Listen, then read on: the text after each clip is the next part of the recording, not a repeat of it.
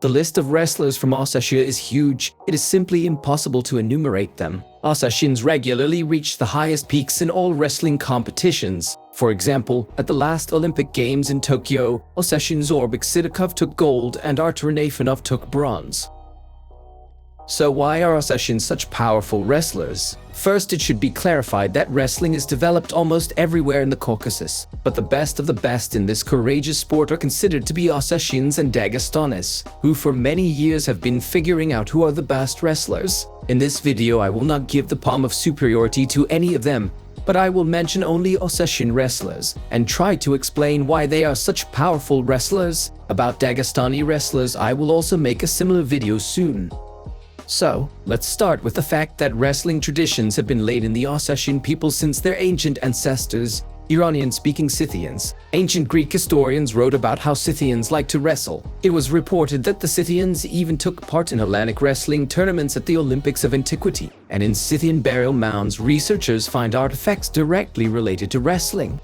Wrestling occupies an important place in the Nart epic, ancient Ossetian tales and legends about the adventures of the Nart heroes. In more modern times, Ossetian men have always needed to fight well to defend their homeland from numerous enemies. Wrestling as a training suited them just fine. The best Ossetian wrestlers have always been respected and highly authoritative people. Ossetians are strong and weary people. They're stubborn and ready to win.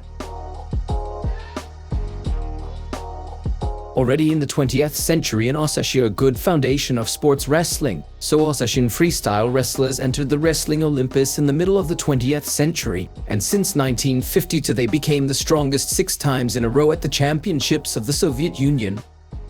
Also, the 1950s were marked by the arrival of one of the founders of the modern Ossetian freestyle wrestling school, Aslan Bakjov, whose contribution cannot be overestimated. Wrestling traditions in Ossetia are strong also because in its history, as in the history of Dagestan, it also had its own legendary boxers. The most famous is Bola Konukov. His height was 2 meters 28 centimeters and his weight was 220 kilograms. He repeatedly defeated the most titled wrestlers of his time. Bola was characterized by modesty, did not boast of his victories, and in keeping with tradition he never went to the bouts and rest.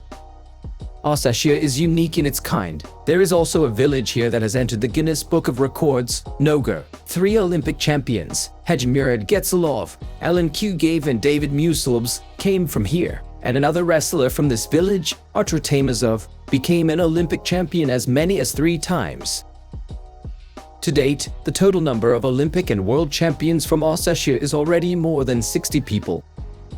Ossetian wrestlers today remain among the best freestyle wrestlers in the world. Wrestling here continues to be incredibly popular and is not going to give up its position. Every day hundreds of thousands of boys come to train in the sections, each of whom knows the names of Hejmirad Getsalov, David Musilbs, Arsen Fadzev, Artur Tamazov, Soslan Endiev and other famous Ossetian wrestlers, dreaming of exactly the same sporting glory.